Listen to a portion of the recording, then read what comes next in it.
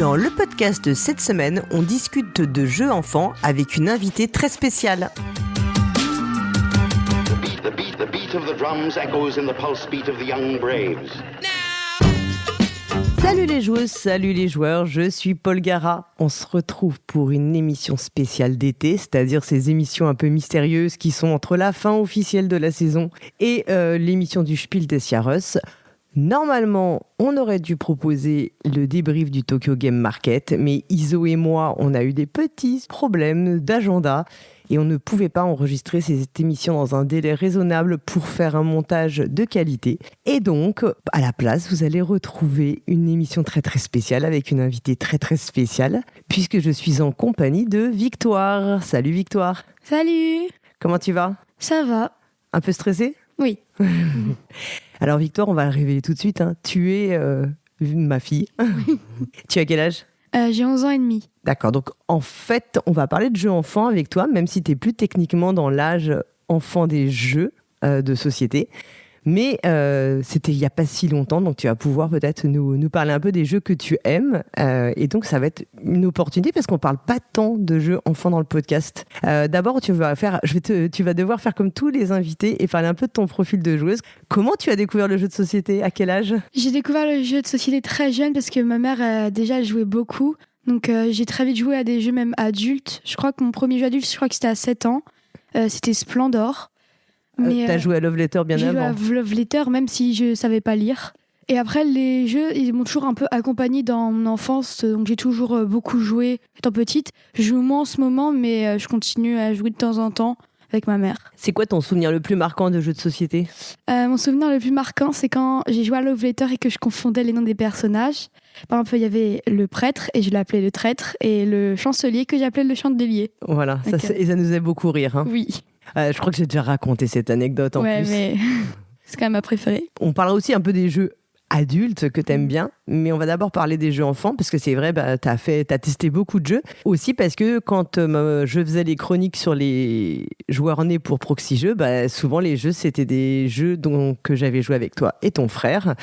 Et donc je pense que t'as été ma première testeuse de jeux enfants. Oui. Alors l'idée c'était de faire un peu une rétrospective des jeux enfants mais que toi tu aimes, donc ça va pas forcément s'appliquer à tous les enfants du monde parce qu'on va voir aussi qu'il y a tes goûts et ce que toi quel type de jeu de société tu aimes. Est-ce que tu veux qu'on fasse un top 10 classiques en faisant 10, 9, 8, 7 ou est-ce que tu veux parler des jeux un peu comme ça vient ? Qu'est-ce que tu as envie de faire ? Je vais faire un peu en classique mais je vais un peu parler des jeux pourquoi je les aime beaucoup et voilà. Donc tu vas nous faire des critiques de jeux dans cette émission ? Oui, un petit peu. Est-ce qu'il y a des jeux dont tu vas parler que tu vas pas dire du mal des jeux alors ? Il y a des jeux que dont tu pourrais dire du mal parfois ? Il y a certains jeux, surtout quand par exemple j'ai commencé, mais en fait j'ai pas terminé parce que on n'a jamais voulu continuer et qu'il n'était pas si bien qu'on pensait. D'accord. Tu nous en parleras après ça de tes flops alors, de tes pires jeux ? Oui. Bon alors vas-y, je te laisse, c'est toi qui commence, tu vas me dire. Je vais commencer par le 10e que je vais mettre, sachant que j'en ai beaucoup. Alors pour moi c'est le monstre des couleurs parce que je l'ai travaillé à l'école. Donc quand j'ai joué à la maison, j'en parlais beaucoup, j'ai beaucoup aimé ce jeu.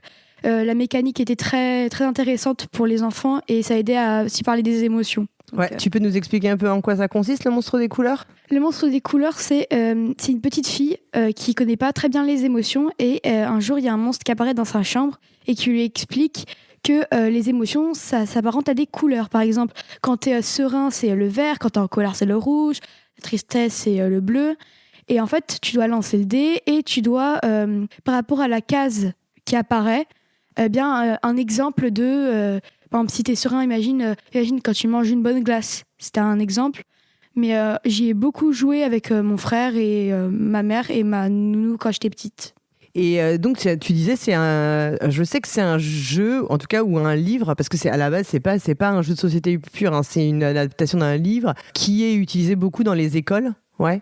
Oui, parce que j'ai parlé avec d'autres gens du coup parce que maintenant je suis au collège qui n'étaient pas du tout dans la même école que moi et ils m'ont dit qu'eux aussi avaient travaillé sur le même jeu.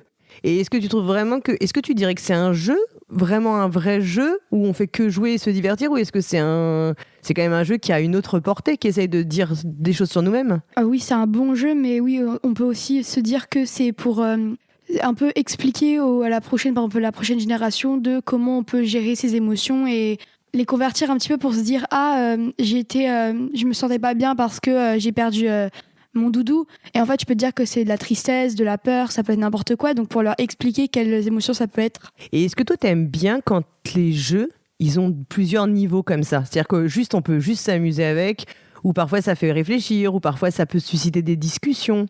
Oui, j'aime bien les jeux comme ça. J'en joue pas énormément, mais ça, c'était vraiment un bon exemple que j'ai vraiment adoré. On avait joué à Link City ensemble. Tu te rappelles, c'est le jeu où on construit la ville, on doit placer les bâtiments. Ouais, on a joué à Link City. Et est-ce que tu trouves qu'un jeu comme Link City, par exemple, ça faisait réfléchir sur comment on construisait la ville ou pas?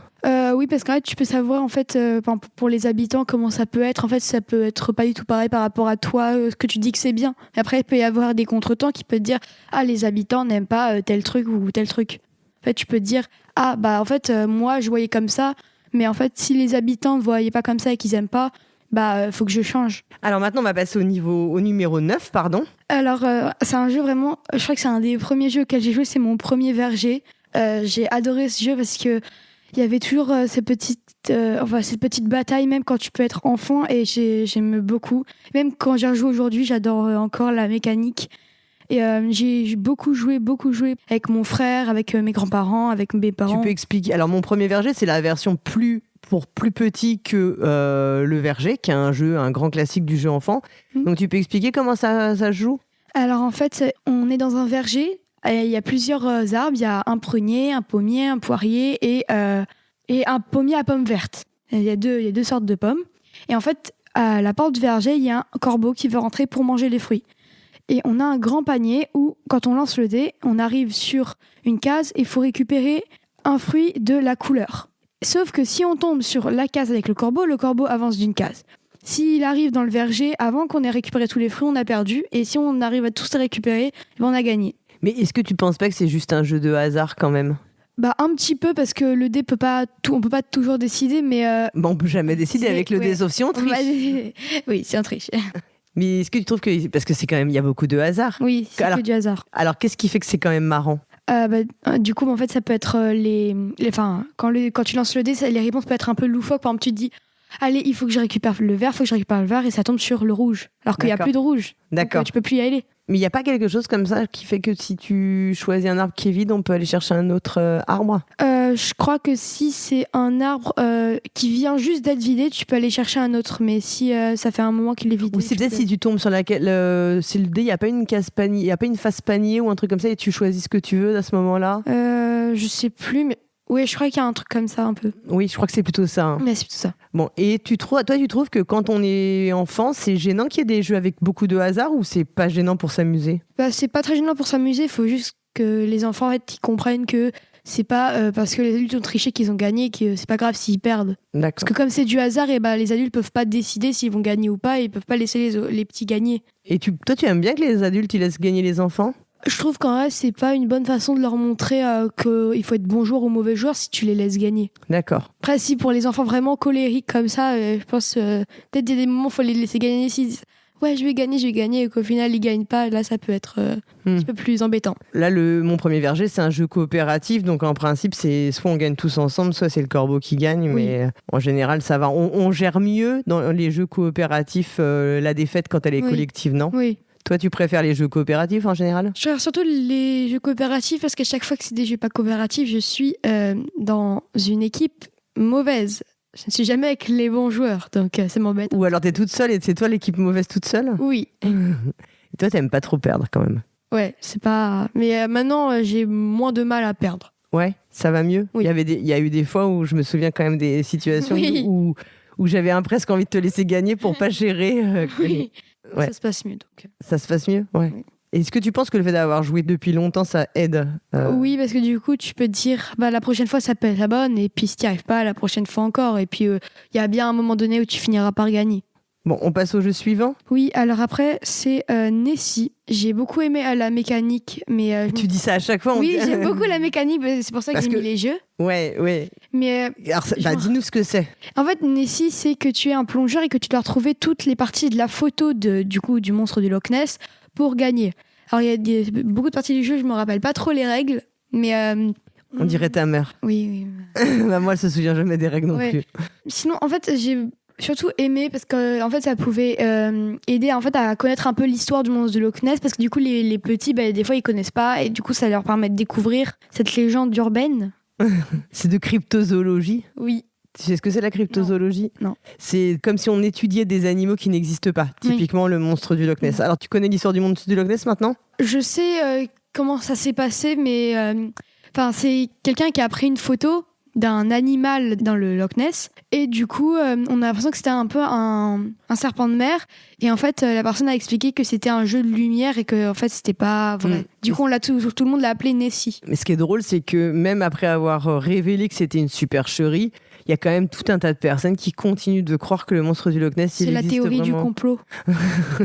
Et qu'est-ce que tu as bien aimé dans le jeu ? Parce que c'est un jeu un peu de mémoire en fait. Il faut retrouver, comme dans beaucoup de jeux enfants, c'est une mécanique qu'on retrouve très souvent dans les jeux enfants, la mécanique de la mémoire, parce que c'est une mécanique dans laquelle souvent on peut être à égalité avec les adultes, donc les adultes n'ont pas un avantage énorme à jouer contre des enfants. Parfois, on dit même que c'est le contraire. Et là, il va falloir se rappeler où sont les différents morceaux pour reconstituer la photo. Il y a aussi toute la boîte qui est assez chouette. Oui, la boîte, en fait, il faut que tu fermes les yeux, il faut piocher dedans, tu regardes et tu montres à tout le monde et tu reposes. Et si tu fermes pas les yeux.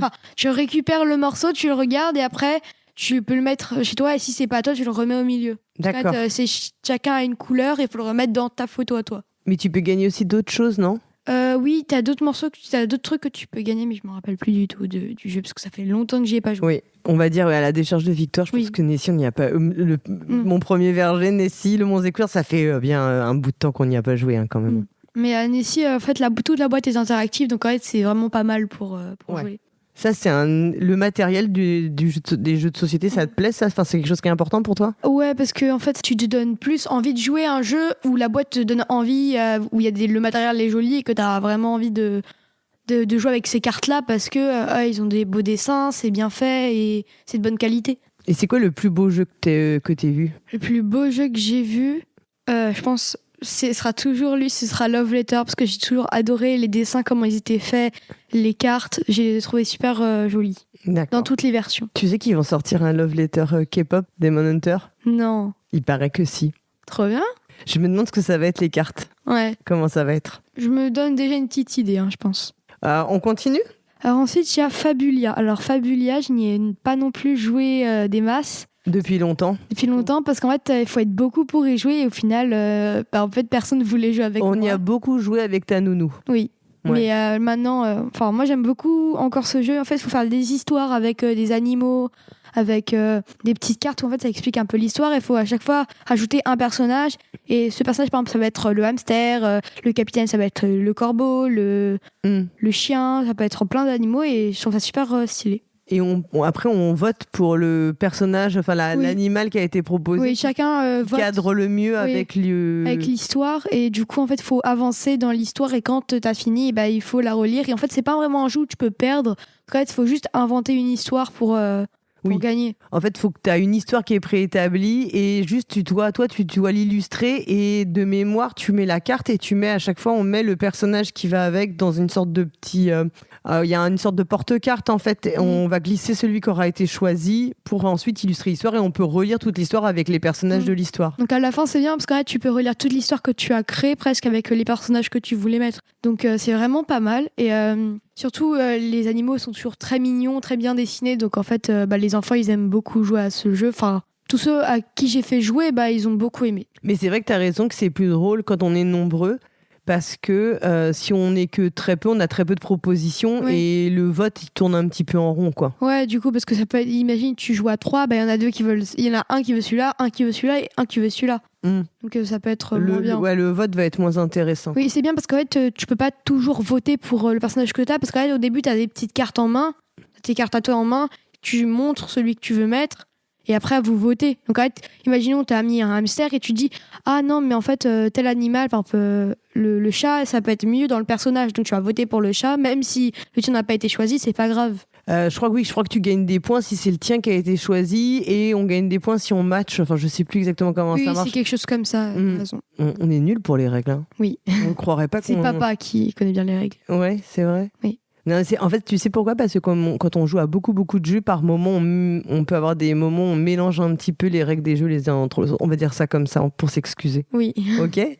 C'est quoi ton jeu suivant? Mon jeu suivant, c'est un jeu que j'adorais jouer parce qu'il était vraiment interactif, c'est Kids Chronicle. En fait, j'ai toujours adoré un peu cette histoire de tu peux créer n'importe quelle histoire et en fait, ça peut arriver. T'es en campagne et en plus, c'est sur la tablette. Donc vraiment, Alors tu peux attends, avoir on va toutes les recommencer parce qu'il faut que tu réexpliques. C'est quoi Kids Chronicle? images. Kids Chronicle, c'est un jeu où en fait, t'as une histoire prédéfinie par campagne et en fait, tu dois retrouver les personnages, tu dois retrouver les objets. Et en fait, c'est un jeu narratif? c'est un jeu narratif du coup. Où tu as des quêtes en fait un peu à faire oui. pour avancer dans l'histoire? Oui, et en fait, la chose qui est vraiment bien dans ce jeu, c'est qu'en fait, avec la tablette, en fait, tu peux scanner les endroits sur la carte et tu peux bouger la tablette pour voir autour de toi la pièce que c'est ou l'endroit que c'est. Et en fait, tu peux trouver des objets. Et quand tu trouves un objet que tu as dans tes cartes objets, tu peux le récupérer pour l'utiliser plus tard. Et en fait, chaque objet, il peut changer.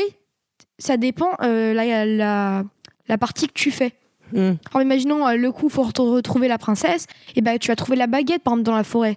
Alors que c'est le contraire, il faut retrouver un prince. Oui, mais c'est la même chose. Et où il faut par exemple retrouver la couronne du roi, et ben là tu vas peut-être trouver la couronne du roi dans la forêt, et tu vas pas trouver la baguette. Ça peut être n'importe quoi pour t'aider à avancer. Ok, donc en fait, ce que tu aimes bien, c'est le côté interactif et l'utilisation de la tablette. Oui, et surtout qu'il y a 4 versions. Il y a la version, parce qu'il y a plusieurs. Il y a les saisons. Il y a la saison été et la saison de l'hiver.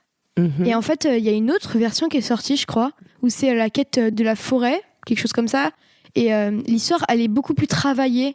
Il y a beaucoup plus de personnages, plus interactifs. Donc, je trouve qu'elle est mieux la deuxième version. Et alors, oui, je te corrigeais parce qu'effectivement, je crois que dans la toute première... parce qu'il y a eu 2 boîtes. Hein, on a les 2 boîtes, d'ailleurs, on les a fait. Et il y en a une où c'était plutôt la princesse qui devait retrouver le prince. Oui. Voilà. Et en fait, le prince s'était transformé. Ah, ok. Il faut pas tout... Tu il s'est transformé, mais je dis pas en quoi. Ah, tu dis pas en quoi. Bon. Et ça, t'aimes bien que ce soit... Est-ce que toi, tu es vigilante à la façon dont les personnages de filles ils sont dans les jeux? Oui, parce qu'en fait, on voit plus en plus les filles un peu plus aventurières. Par exemple, là, dans l'histoire de la princesse, elle était beaucoup plus libre, elle voulait faire ce qu'elle voulait. Et puis, il y a un autre jeu, mais je l'ai pas mis dans ma liste, que je trouvais vraiment bien, c'était Karuba Junior. Parce qu'en fait, la fille, il y en a qu'une dans les aventuriers, mais en fait, ça se voit vraiment qu'elle elle veut parcourir le chemin. Parce qu'à un moment donné, dans l'histoire, il y a le petit, il veut abandonner, et le grand, il en a marre, et elle dit non, on continue. Donc en fait, elle était moins fatiguée que les autres. Et le fait d'utiliser la tablette, est-ce que tu trouves ça bizarre dans un jeu de société? Non, parce que je crois qu'il y a d'autres jeux où j'avais utilisé la tablette, par exemple dans les Exit ou dans les... dans Unlock. Dans Unlock, pardon. Et en fait, je trouve que c'est aussi très bien, parce qu'en fait, t'es beaucoup plus dans le jeu, parce que t'as tout l'univers autour de toi grâce à la caméra de la tablette, et je trouve ça vraiment pratique. Et c'est bien pensé. Tu te rappelles qu'il y avait aussi la tablette dans les demeures de l'épouvante? Oh non, pas les demeures de l'épouvante. Tu veux raconter? Parce qu'on avait joué ensemble, ça c'est pas... Est-ce que ça c'est pas un jeu pour les enfants, hein? J'y ai joué quand j'étais petite, plus j'avais joué avec vous, sauf que je déteste les histoires où il y a des petites filles qui sont kidnappées ou des histoires comme ça.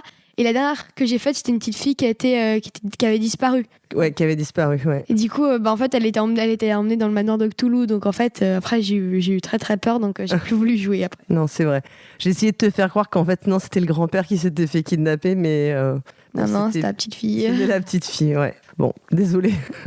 Du coup, tu veux plus y jouer aux demeures d'épouvante? Enfin, peut-être que je pourrais réessayer, mais pour l'instant, je suis encore traumatisée. Tu veux nous parler du jeu suivant? Oui, le jeu suivant, c'est Nom d'un renard. Et je sais vraiment que maman, elle adore ce jeu. Ouais. Parce que c'est vraiment un vrai jeu un peu d'enquête où tu peux faire ton petit détective. Et surtout que les détectives, c'est des poules. Tu peux donner des petits noms. Et puis, en fait, c'est super mignon. Les dessins sont très bien faits. C'est très enfantin. Donc, je me souviens plus, mais il y a aussi... c'est un jeu d'enquête par élimination. Hein. On va éliminer au fur et à mesure des suspects en déterminant s'ils ont un chapeau, un collier... Une écharpe, des lunettes... Voilà, c'est ça.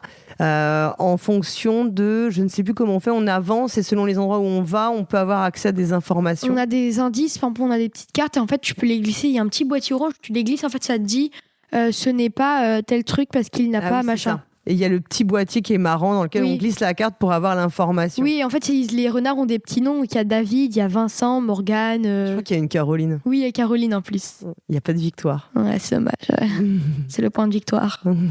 Est-ce que tu aimes bien les jeux d'enquête en général ? Oui, j'aime beaucoup les jeux d'enquête, même n'importe. Ça peut être un jeu vraiment enquête, mais comme adulte, par exemple, avec des trucs plus sanglants, comme ça peut être des petites enquêtes pour les petits. Quel jeu d'adulte enquête t'avais fait ? Je crois que j'ai fait des Sherlock Holmes avec toi et mamie. Il y en a d'autres que j'ai dû faire, mais je m'en rappelle plus trop. Et t'aimais bien ? Oui, j'ai beaucoup aimé, mais à un moment donné, j'ai arrêté parce que j'en avais un petit peu marre. Mais après, des fois, je suis les enquêtes du coup de toi et de mamie. Quand vous faites les enquêtes, moi en fait, des fois, j'interviens et je vous donne des trucs et en plus, j'ai raison. Donc, c'est pas mal. Oui, j'avoue que tu as beaucoup d'imagination pour imaginer surtout les mobiles les plus horribles des personnages. Hein. Oui. Tout le monde est suspicieux dans cette histoire. Ok. Et donc, Monte à Renard, ça fait longtemps qu'on n'y a pas joué non plus. Ouais, mais on devrait vraiment y rejouer. Ouais, c'était chouette. Oui, c'est un des jeux auxquels moi j'ai eu le plus de plaisir à jouer parce que ça reste de l'élimination. C'est pas non plus. Enfin, je veux dire, après, c'est somme toute répétitif, mais c'est pas très gênant de jouer à ce genre de jeu de façon que ce soit un peu répétitif. Surtout, ça reste très accessible pour des enfants. Je crois que c'est dès 5 ans ou dès 6 ans. Peut-être qu'il faut savoir lire. Oui, il faut savoir lire parce qu'après, il y a les cartes, il faut lire des trucs. Donc, Ok. Ensuite, j'ai mis Mia London. Mia London, j'ai vraiment adoré le jeu. Alors, faut retrouver quelle crapule, quelle fripouille a fait un délit. Et à chaque fois, en fait, t'as un petit carnet où en fait, t'as toutes les têtes. Et derrière les têtes, t'as cette tête de fripouille a fait tel truc. Et ensuite, c'est à la deuxième qu'il faut retourner avec tel truc le jour du machin. Et en fait, ça te donne des indices pour retrouver qui est la fripouille. Et la fripouille peut être vraiment n'importe qui. Peut avoir une moustache et tout. Et pour trouver les indices, en fait, il y a des paquets de cartes. Il y en a un avec premier indice, donc c'est pour le chapeau. Voilà. Et en fait, ça t'enlève une carte. Et cette carte, ce sera l'indice qui permet de la trouver. Et ensuite, on retourne toutes les cartes. Ça faisait, par exemple, chapeau à fleurs, chapeau à fleurs, chapeau à fleurs. Ensuite, il retourne tout. Et après, il faut retrouver laquelle il y a eu une seule fois. Parce que du coup, il n'y a pas son double, vu qu'on l'a retiré. Et après, il faut la mettre dans son petit carnet. Il faut retourner jusqu'à trouver le bon chapeau. Et ensuite, et ça va de plus en plus vite pour retrouver du coup le chapeau, les lunettes, la moustache et le ça costume. Va de plus en plus vite ou on met on a moins de paquets. En fait, on a moins de cartes. En fait, je crois que c'est que pour le chapeau, on fait 4 paquets de cartes, puis pour la moustache 3, et puis pour 2. Donc forcément, on les écrase beaucoup plus vite, on a moins de temps. En fait, c'est un jeu basé sur l'observation, où on va devoir réussir à se souvenir effectivement quel est le type de chapeau, le type de moustache, le type de nœud papillon. Oui, de lunettes, il y a le lunettes aussi. De lunettes, pardon, de moustache et de nœud papillon qu'on a vu qu'une seule fois et pas deux. Ouais. Oui, et c'est surtout pas mal parce qu'à la fin, du coup, en fait, tu peux relire toute l'histoire. Par exemple, la fripouille, machin, a fait des graffitis sur Buckingham Palace pendant que tous les enfants dormaient. Et oui, ça te raconte une petite histoire. En fait, une fois que tu as recomposé dans ton petit carnet, parce que c'est un carnet à spirale où tu vas tourner, qui est en fait où ça fait comme 4 bandes séparées. Et derrière, à chaque fois, il y a un petit bout de l'histoire. Il faut le remettre dans l'ordre. Et je sais pas si tu le sais, Victor, je te l'avais dit, mais en fait, cette mécanique de jeu d'observation, c'est quelque chose qu'on trouvait. Donc, un des auteurs du jeu, c'est Antoine Boza. C'est un jeu de Corentin Lebras et Antoine Boza. Antoine Boza, il y a un jeu qui s'appelle Mystery Express, qui est sorti, je pense, en 2012 chez Days of Wonder avec Serge Laget. C'est un jeu d'enquête, mais plutôt par élimination, qui est un peu un croisement, justement, en fait, qui reprend quelques éléments aussi de Mystère à l'abbaye, qui est un vieux jeu de Bruno Fedouti. Et dans Mystery Express, on devait retrouver un coupable, un mobile et je crois une arme. Mais on devait déterminer aussi l'heure du crime. Et autant pour le reste du jeu, on résolvait en fait en se passant des cartes un peu comme dans Mystère à l'abbaye. Autant la partie l'heure du crime, c'était exactement ça. On avait les cartes avec l'heure du crime et on devait essayer d'observer pour voir celles qui n'étaient qui étaient en le moins. Alors je ne sais plus si c'était 1 ou 2 exemplaires au lieu de 3. On devait retrouver comme ça la carte manquante et c'est vraiment la mécanique, je pense, qui a été reprise dans Mia London. Et Mia London aussi, t'aimais bien le personnage ? Oui, j'ai beaucoup aimé le personnage et surtout le personnage, je l'ai retrouvé dans un autre jeu. Enfin, dans une... Oui, dans un autre jeu, il a été repris. Dans un autre jeu, mais qui était une extension d'un jeu auquel j'ai beaucoup joué. Ouais, dont on parlera après peut-être. Oui, ouais. C'est juste après. C'est juste après. Donc ça, c'était Mia London, c'était le numéro combien ? C'était le 4e. D'accord. Donc du coup, le 3e, c'est Zombie Kids et Zombie Teens. Ouais. Alors en fait, Zombie Kids, la mécanique, c'est vous êtes un groupe de 4 enfants, où il faut trouver par exemple vos noms. Et en fait, tout le monde dans la ville est devenu des zombies. Et donc, il faut fermer les portes de l'école avec des cadenas. Donc en fait, il faut aller dans chaque pièce Et par exemple, quand les portes sont pas fermées, il y a 4 zombies où tu peux aussi donner des noms et qui peuvent rentrer dans les pièces. Il faut attaquer les zombies et pour aller après fermer les portes pour pas que les autres rentrent. Et après, tu as gagné si tu as enfin fermé toutes les portes. Et du coup, en fait, tu as un petit carnet, en fait, tu as des petites images que tu peux rajouter pour faire un peu « Ah, c'est bon, vous avez enfin fermé toutes les portes, donc tu ouvres telle enveloppe avec telle image. » Tu la colles et après, ça te fait toute une petite BD.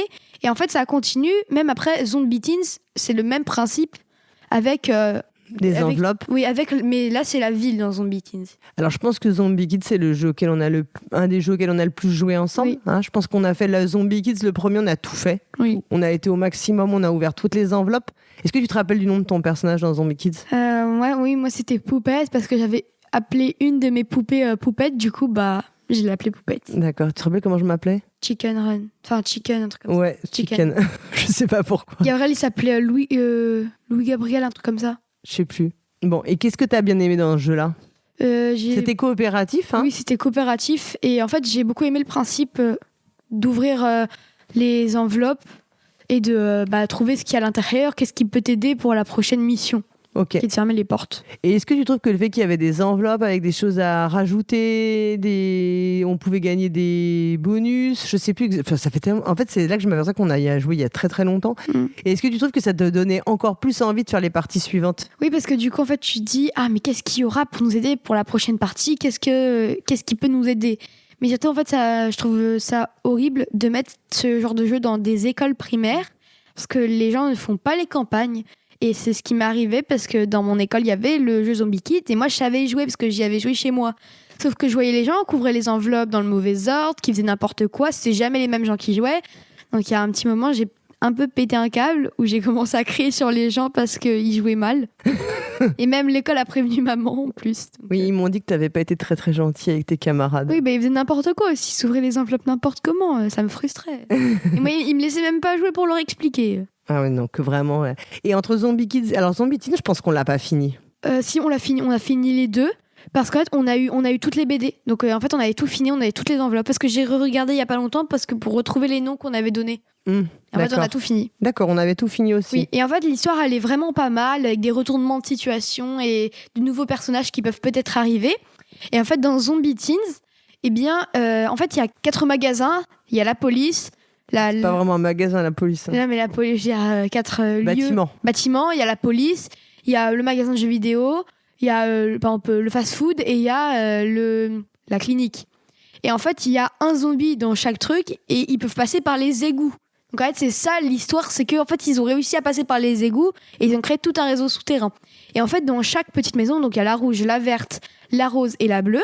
Et en fait, donc il y a le zombie qui est dedans. Et en fait, il faut par exemple retrouver le popcorn, le ketchup. Et en fait, c'était des petites boîtes en bois. Comme des caisses, non ? Comme des caisses un petit peu. Et en fait, il fallait trouver le remède pour empêcher les gens de redevenir des zombies. Et en fait, c'était vraiment, vraiment pas mal parce que tu pouvais plus... En fait, il y avait des tremplins aussi. Il fallait empêcher les zombies d'amener les tremplins dans les endroits pour aller d'un endroit à l'autre. Et ils pouvaient marcher dehors. Et en fait, c'était vraiment pas mal. Mais juste, c'était moins bien. Enfin, il y avait un truc un peu moins bien. C'est que tu pouvais pas donner de nom à tes personnages. Ah bon ? Les zombies, tu pouvais pas leur donner de nom. Surtout que nous, on avait donné des noms aux zombies un petit peu... on avait donné le nom des gens de l'école. Oui, des gens de l'école où j'étais avant. Voilà. ça nous a beaucoup fait rire. Oui. Je crois que le principal, c'était le nom du maire de la ville de l'école, qui était très méchant. Et le nom du monsieur qui nettoyait, en fait, on avait donné le nom du monsieur qui faisait la cantine. Ouais, et il y avait pas... Le prof de sport, on a donné n'importe quel nom. C'est vrai ? Oui, c'était un nom horrible. Ah bon ? Ouais, et il n'y avait pas l'autre, on avait donné le nom de la méchante dame, là. Oui, de la méchante dame, c'est la bibliothécaire. Et on lui avait donné le nom de la personne de l'école qu'on n'aimait pas du tout. Ouais. On en a profité. Tu voulais dire le nom en vrai ? Faut pas le dire, attends. Oui, faut pas le dire. Mais c'était vraiment drôle. Bon. Mais voilà. Donc c'est vraiment un jeu que j'ai adoré jouer, c'est vraiment bien. Sauf quand les gens font n'importe quoi avec les cartes. Voilà. Je pense que c'est un de nos meilleurs souvenirs communs de jeu, quoi. Parce que effectivement, le fait qu'on avait toujours cette incentive à continuer la partie pour continuer à ouvrir les enveloppes, voir les nouvelles choses, débloquer, tout ça fait de façon assez simple, sans qu'il y ait trop d'ajouts de règles non plus, parce que ça reste un jeu plutôt quand même très familial, voire enfant. Comparé, c'est souvent ce qu'on reproche aux jeux Legacy, parce que tu en as fait d'autres des Legacy. Hein. On a fait les Aventuriers du Rail Legacy. Ouais. où il y avait beaucoup, chaque fois qu'on ouvrait quelque chose, il y avait moins de parties au final, mais à chaque fois qu'on ouvrait quelque chose, il y avait toujours un gros ajout de mais contenu. j'ai toujours un peu moins aimé parce qu'en fait, à chaque fois, je perdais. Donc en fait, j'aimais moins jouer, j'avais moins d'appréhension à jouer parce qu'en plus, c'était pas coopératif quand on a joué aux Aventuriers du Rail. Ouais. Donc ça m'énervait parce que personne essayait même de m'aider un tout petit peu pour m'aider à aller mieux, mais non, en fait. Bah, on t'a un peu aidé, non? Mais Non. t'avais bien aimé les Aventuriers du Rail Legacy quand même? Oui, globalement, c'était bien, mais vers la fin, on commençait un peu à fatiguer, on avait un petit peu marre de jouer. Et on a fait My City aussi? Oui. Ça, c'était bien. Ouais, My City, c'est vraiment bien, on l'a joué il y a longtemps. Hein. Oui, il y a longtemps. Peut-être 5. Et là, on a commencé My Island. My Island. My Island. C'est un peu moins bien que My City Oui, quand même. c'est bien. En plus, on n'est que 2, donc On y a a la moins moitié de- là. On en a fait 12 sur 24. il y a moins de... Moins d'adversité parce qu'on Oui. n'est que deux à se Oui. partager les Ouais, choses. donc, en fait, alors que l'autre, tu peux faire des alliances, alors que là... Tu pouvais pas faire des alliances. Non, mais en hein. fait, tu pouvais te dire, toi, si tu peux, on essaye de se donner des trucs et tout, parce que tu pouvais te donner des cartes. Non. Si. Oui, tu peux aider les autres. Oui, voilà. Tu peux donner c'est des conseils. alliances. Non, c'est pas une alliance, c'est un conseil. Non. Alors, après le numéro, c'est quoi, on est à quel numéro là? 2. Alors, Détective Charlie. J'ai vraiment adoré ce jeu parce que, en fait, c'était vraiment le jeu de toute mon enfance. En fait, j'ai toujours joué et j'ai toujours adoré. Je crois que j'ai tous les Détectives Charlie. Oui. J'ai le 1, j'ai le 2, j'ai la petite boîte, j'ai la boîte du manoir, j'ai toutes les boîtes. Il y avait même pas eu le calendrier de l'Avent aussi. Si, j'ai eu le calendrier de l'avant, j'ai eu la petite pochette avec Donc les oreilles. t'expliques ce que c'est. Détective Charlie, en fait, t'as une histoire et en fait, il faut essayer de trouver qui est le responsable. Le coupable. En essayant de trouver les témoignages des gens. Par exemple, moi, j'ai vu Madame Éléphant aller là-bas alors que machin. Et par exemple, Madame Éléphant, elle dit non, moi, j'étais à la piscine et la piscine, c'est de l'autre côté de la ville. Donc, il faut essayer de trouver qui ment. T'as un compte à rebours, tu lances le dé, tu vas faire avancer Détective Charlie pour qu'elle trouve les témoignages des gens. Et tu peux y retourner pour les regarder et tu dois reconstituer ce qui s'est passé. Et t'élimines au fur et à mesure avec les indices que t'obtiens des témoignages, tu peux éliminer des suspects, c'est Oui. ça? Et aussi, j'ai beaucoup aimé la façon dont ils ont nommé les personnages parce qu'en fait, par exemple, l'éléphant, c'était Élodie éléphant, donc c'était exactement la même syllabe. La même lettre, la Ouais, même première lettre. La première lettre. Et en fait, par exemple, il y avait Lina Lama, un truc comme ça. C'était vraiment bien. Est-ce qu'il y a une victoire? Je sais plus. Non, je crois qu'il n'y a pas de Il n'y a victoire. pas de victoire. Il faudrait qu'il y ait une victoire Oui. quand même. Et en plus, une fois, tu avais testé un scénario, tu te rappelles? Oui, j'ai testé un scénario Je sais plus, je crois que c'était... privilégié. Privilégié. Je crois que je sais lequel c'est. Je crois que c'était celui où en fait il l'a mis dans la boîte après. Il Dans l'a mis dans la petite boîte. Dans la petite extension Oui, parce où ils qu'en sont fait- en vacances, c'est ça? Oui, non, c'était celui où ils sont en montagne et que la petite hippo là, elle tombe dans le trou.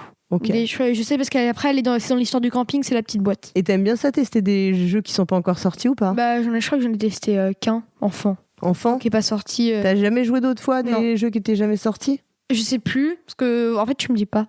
Mais si t'avais joué à un jeu une fois, tu sais, avec des glaces, t'en rappelles pas? Ah si, mais au final il est jamais sorti. Hein. Bah peut-être qu'il sortira un jour, t'en sais Ouais, rien. bah, ça fait 5 ans, ça fait 3 ans qu'il devait être sorti donc Mmh. j'y crois plus trop. Et est-ce que tu trouves que c'est facile de donner son avis sur un jeu? Non, c'est pas facile parce qu'en fait, tu peux avoir des contre et des pour. Donc, en fait, c'est très dur de donner un avis. Par exemple, t'as bien aimé telle mécanique, mais t'as pas aimé telle manière de jouer ou tel truc. Donc, en fait, ça va être compliqué. Mais en fait, tu peux pas vraiment donner ton avis parce qu'en fait, chaque avis peut être différent. Donc, en fait, ton avis, pour quelqu'un, ça peut être n'importe quoi, comme ça peut être quelque chose de véridique. Donc, en fait, l'avis, ça veut pas dire grand-chose. Ok. C'est ce que toi, tu penses, mais en fait, ce que tu penses, ça peut être vraiment différent. Et alors, est-ce que tu trouves que les gens qui donnent leurs avis dans des podcasts ou des vidéos sur les jeux de société, ils ont raison de le faire? T'as le droit de dire qu'ils n'ont pas raison. En fait, je sais pas vraiment. Parce qu'en fait, il y a des avis que je comprends totalement parce que voilà. Mais il y a des avis. En fait, je trouve que les gens qui parlent de est-ce qu'on a le droit de donner notre avis, je trouve qu'en fait, c'est un petit peu bête. Parce qu'en fait, oui, on donne notre avis parce que l'être humain, il donne son avis de base, il donne son avis sur tout. En fait, expliquer pourquoi on donne notre avis, en fait, ça sert pas à grand chose. Je sais que tu as travaillé dessus, je crois. C'est-à-dire? Je sais que tu as fait une émission où tu parlais de est-ce que les gens dans le monde du jeu donnent leur avis ou un truc comme ça. Si on fait des critiques, de Oui, voilà, si on fait des l'analyse. critiques. Ok. On continue? Oui, du coup, on arrive au premier. Le premier, il est sorti il y a pas si longtemps que ça. Enfin, le deuxième, il est sorti. Et le deuxième, c'est vraiment mon préféré. C'est Flashback. Alors, le Flashback 1, c'est dans le même univers que Zombie Kids et Zombie Teens. Donc, en fait, c'est un peu la continuité. Sauf qu'en fait, tu vois tout un petit peu en radioactif. Enfin, tu vois un petit peu bizarrement tout.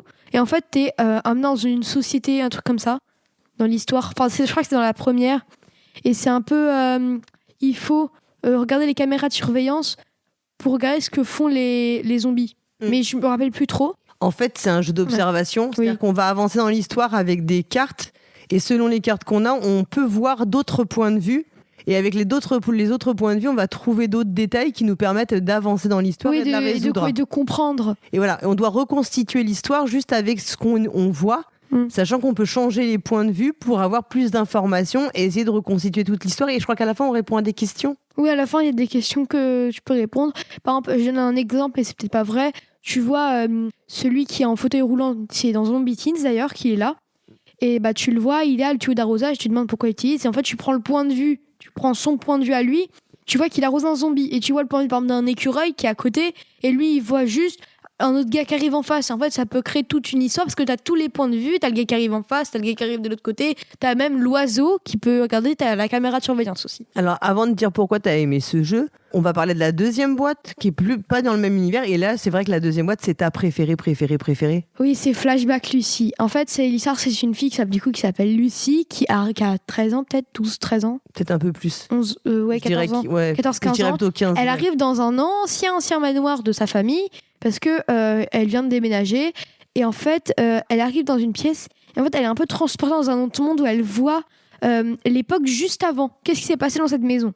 Par exemple, il y a telle histoire, par exemple, je crois que l'histoire c'était un groupe d'amis, ils viennent dans cette maison alors que la propriétaire leur a dit de pas venir et du coup ils cassent un peu les murs. Parce qu'en fait, ils réveillent une entité qui est là depuis longtemps et en fait ils les avalent en fait, dans son univers. Et du coup en fait après il y a des histoires d'horreur un petit peu.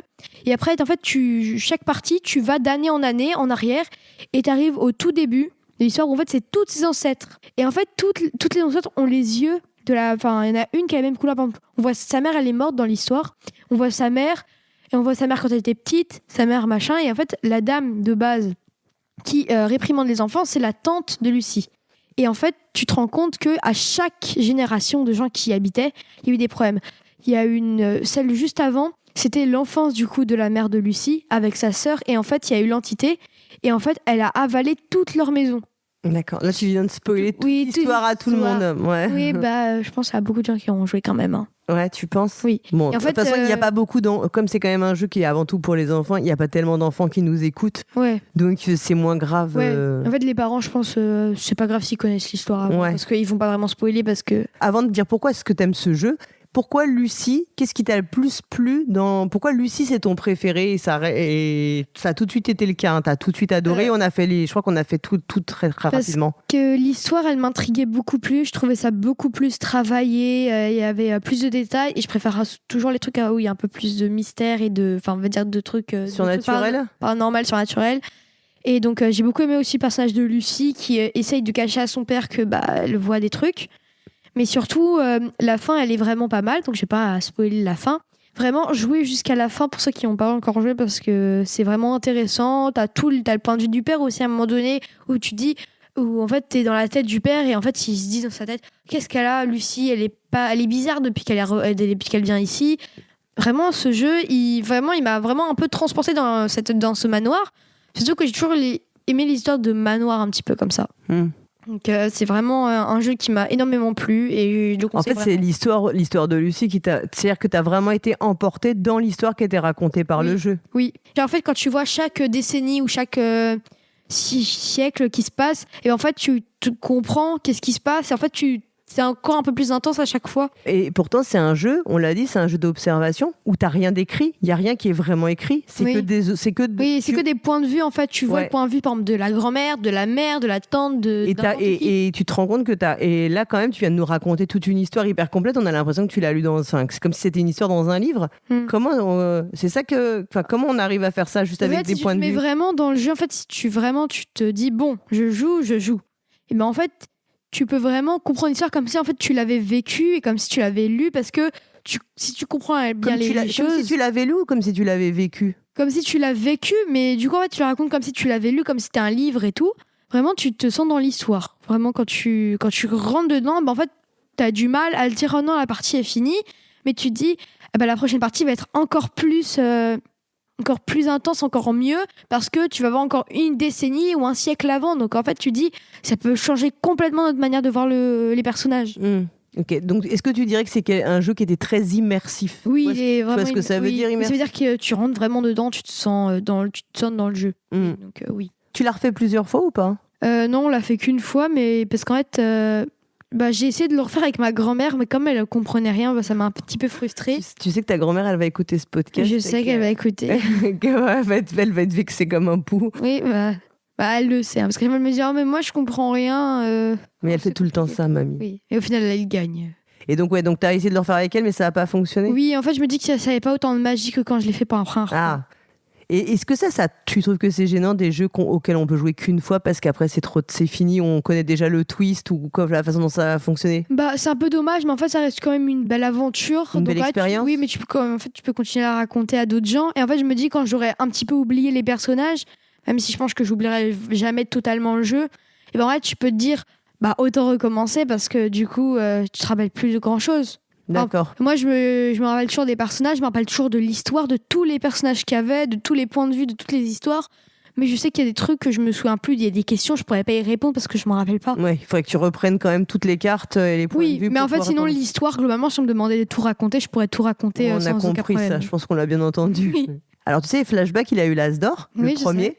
Mais Lucie, Lucie, c'est le deuxième. Mais tu sais que le jeu, il a pas très bien marché, en fait. Il s'est pas ultra bien vendu. Parce que toi, t'aurais bien aimé qu'il y en ait un autre encore de Flashback. Ouais, encore un peu plus poussé, ça aurait été vraiment bien. Mais en fait, les gens ils ont pas envie. Des fois, la nouveauté, en fait, ils aiment pas trop. Enfin, j'ai l'impression qu'il y a dans le monde du jeu, il y a quand même des gens qui aiment pas trop la nouveauté. Pourquoi? Je sais pas. La nouveauté en quoi? Tu trouves que le jeu, il était trop innovant? Oui, un petit peu. En fait, cette histoire, en fait, c'est ça peut être pour certaines personnes une fille, l'héroïne, qui voit des choses. En fait, ça peut être un petit peu. Tu penses que c'est pour les enfants, ça pouvait faire un peu peur? Oui, en fait, il faudrait surtout commencer à partir de 9 ans au moins. Donc peut-être que c'est pour ça, parce que des fois, les 9, à partir de 9 ans, en fait, t'as plus trop envie de jouer. Moi, c'est arrivé, moi, j'aime plus trop jouer en ce moment. Mais toujours, si c'est un jeu, je sais que ça va me plaire, maman, elle va me le proposer. Donc, Là, on a joué à Cozy Stickerville ensemble. Oui, et Cozy Stickerville, c'était trop bien. Et est-ce que ça ressemblait pas? Il y avait pas un peu. Est-ce qu'on peut dire quand même qu'il y a quelque chose de commun, c'est que t'aimes bien les jeux qui racontent des histoires? Ouais, j'aime bien les jeux qui racontent des histoires, comme ça peut être des histoires un petit peu mignonnes, mais j'aime beaucoup aussi les histoires un peu de meurtre, d'histoires comme ça, j'aime beaucoup. Mais j'ai l'impression que t'aimes ça plus que les jeux de gestion ou les jeux un peu abstraits où il y a pas tellement, où ce qui se passe, il y a pas trop d'histoire, où il y a pas trop de narration autour. Oui, je pense que Lucie, du coup, c'est pour ça que c'est mon jeu préféré, parce que c'est un de mes premiers jeux enfants où vraiment il y a vraiment une histoire un petit peu d'horreur. Élaboré? Oui, d'horreur, parce que c'est vraiment une histoire d'horreur. C'est un peu horreur. Ouais, dark, enfin ce qu'on appellera du dark, oui. un peu comme peut-être dans la vibe de mercredi, tu vois, quelque chose comme ça. Mais j'aime beaucoup. Ouais, on a compris, ouais. Et Cozy Stickerville, moi j'ai trouvé que c'était une bonne expérience. Parce que Cozy Stickerville, en fait, les choix pouvaient influer sur vraiment toute ta partie. Donc, par exemple, nous, notre partie qu'on a eue, ça peut être totalement différent de ceux, par exemple, qu'on choisit de prendre, par exemple, Marion au lieu de prendre Charles. Là, ça peut être complètement changé. Et est-ce que tu n'as pas trouvé que Cozy Stickerville, on aurait presque pu jouer sans que ça s'arrête jamais, en fait? C'est un jeu qui pourrait ne pas avoir de fin. Oui, en fait, c'est un jeu qui pourrait pas avoir de fin parce que en fait, tu peux toujours encore plus l'améliorer et tout. Mais aussi, c'est bien parce qu'il y a l'autre côté du plateau. Ouais. Donc on peut recommencer si on va pouvoir recommencer. Sauf que du coup, il y a des stickers que du coup, tu seras obligé de faire les autres choix. Tu peux pas. Il y a des cartes que tu peux pas reprendre. Ouais. Mais du coup, en fait, tu peux avoir des histoires en fait à l'infini. Il y aura jamais d'histoires pareilles presque. C'est vrai que c'était une belle expérience. Oui. Tu sais il est nommé pour le Spiel des Jahres. Tu le sais? Tu me l'as dit déjà. Ouais. Alors maintenant, on va parler des jeux adultes que tu aimes. Alors quand je dis adultes, c'est jeux qui sont pas estampillés et spécialement pour enfants. Même si on voit bien que déjà avec Zombie Kids et puis Flashback, on est quand même déjà dans l'entre-deux. On va dire un peu plus ado. Ouais, ou en tout cas adulte. Oui. Alors vas-y, qu'est-ce que t'aimes bien comme jeu? Alors déjà en 3e, c'est un jeu, donc c'est mon premier. Je crois que c'est un des premiers jeux adultes sans compter du coup. Love Letter, parce que Love Letter pour moi c'est un peu un entre-deux. C'est Splendor, parce que Splendor, j'ai joué que 3 fois Splendor, mais j'ai beaucoup aimé. C'est mon 3e là. Et à chaque fois que j'ai joué qu'avec mon père les 2 fois et je l'ai battu à chaque fois. Donc. Ah oui, donc en fait c'est parce que t'as gagné et que tu l'aimes bien celui-là. Oui, mais même je l'aime bien parce que enfin c'est pas mal, l'histoire est bien. Mais il n'y a pas d'histoire. Enfin, l'univers est pas mal. Ok. Mais c'est pas non plus le jeu de l'année. D'accord. Ensuite, il y a le cliché du siècle que j'ai joué avec toi. Je crois qu'on y a joué 2-3 fois. Ah, on y a joué plus que ça. Ouais, 2-3 fois et j'ai joué avec des copines. Non, plus que 2-3 fois. Beaucoup plus. Et j'ai joué avec Inès aussi, qui est ma meilleure amie. Et en fait, j'aime beaucoup parce que là, tu dois placer. En fait, les envies des gens peuvent changer d'une partie à l'autre parce que tu mélanges toutes les cartes. Et en fait, je trouve ça aussi très marrant de placer. Par exemple, moi, je veux être à côté de la table, moi, je veux être à côté de machin, mais je veux pas être à côté de la table.